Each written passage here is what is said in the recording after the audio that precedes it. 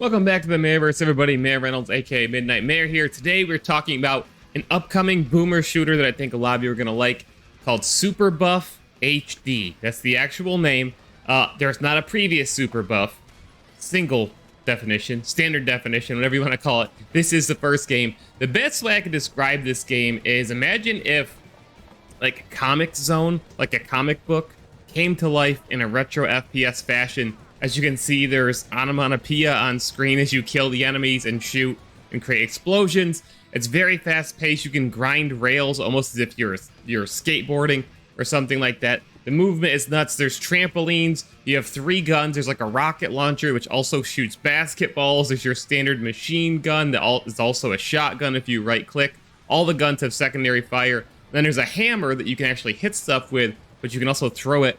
Just like Thor's hammer. There's a demo for this game on Steam.